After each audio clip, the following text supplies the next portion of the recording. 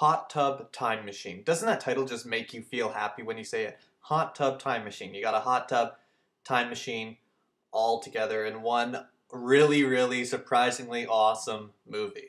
Hot Tub Time Machine is about these four guys. Three of them are really best friends. They've known each other for a long time, but they've kind of grown distant. And the one other guy is related to John Cusack. And John Cusack wants to get him out of the house. So all these guys kind of come together and they decide, you know what, we've been apart for a long time. You know, nothing's really going on in our lives. Let's just go to our favorite cabin when we were young and just have an awesome weekend there. Once there, they find out that their room actually has a hot tub located in the back area.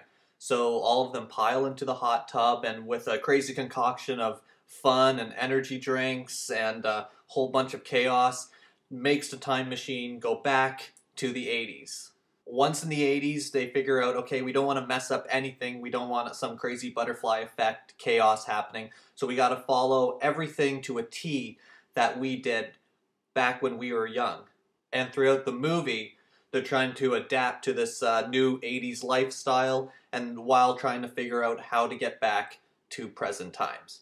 I am head over heels with this movie. This movie is so clever and so self-aware of itself, and it's so funny. This movie is going to be one of my favorite comedies of the year. In fact, it may just be one of my favorite movies of the year, period.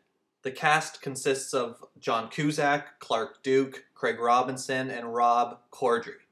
John Cusack lately hasn't been in a lot of really strong movies. The last one I really remember him in was The Ice Harvest, and I really wasn't a big fan of The Ice Harvest. So it's nice to see John Cusack back in his element and really just kind of knocking it out of the park. Clark Duke, who we last saw in Sex Drive, he has an internet show, Clark and Michael. He does an extremely great job playing the straight man and kind of keeping all three of these older guys kind of tied down, and he does a really good job with like trying not to deviate away from the plot and kind of stay on this trail while being hilarious.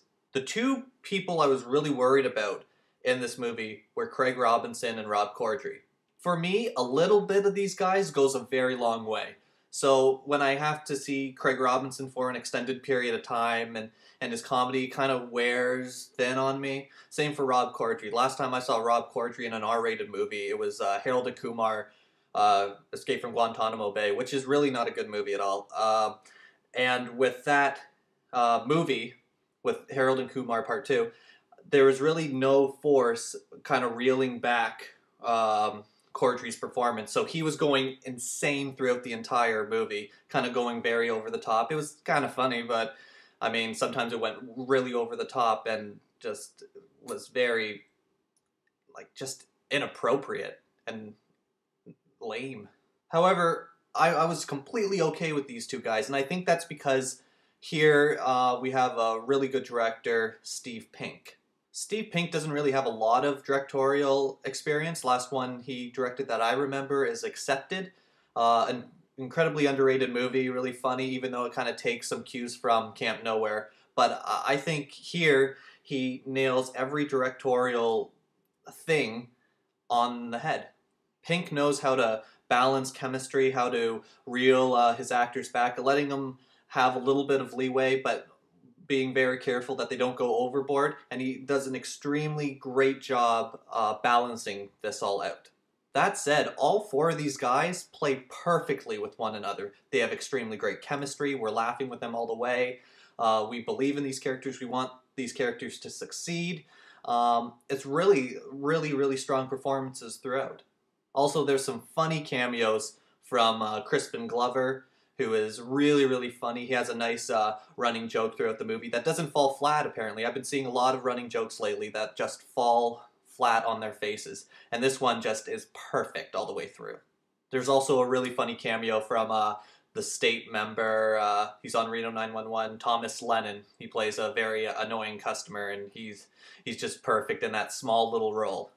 Another thing I love about this movie is the script itself. It is so clever, it is so funny, and like I said, it's very self-aware of itself, and it's never too tongue-in-cheek. It's just that perfect right amount of self-awareness, and that's thanks to writers Josh Hale, Sean Anders, and John Morris. Sean Anders and John Morris were behind a very, very funny, underrated movie, Sex Drive.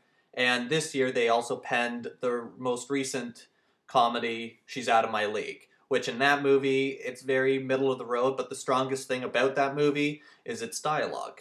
I think these guys are extremely talented. I would go as far as to say they're the new voice in comedy. Everything these guys touch is gold to me.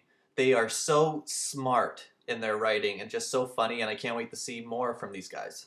I'm a big fan of time travel movies, I'm a big fan of 80s movies, and there are references throughout, but they're very subtle references. They're not just throwing them in your face every couple minutes. You really have to keep a lookout for these little subtle references, which makes rewatching this movie probably an excellent experience because you're keeping out your eyes out for all these little clues. It's really cool. I can't recommend this movie enough. I see that in its first weekend it ranked third on the top 10, so it hasn't really found an audience yet. I really hope this movie finds its audience. If it doesn't, it might become like a cult favorite. But I really think this movie is something special, and I'm going to be rooting for it all year. Go see this movie.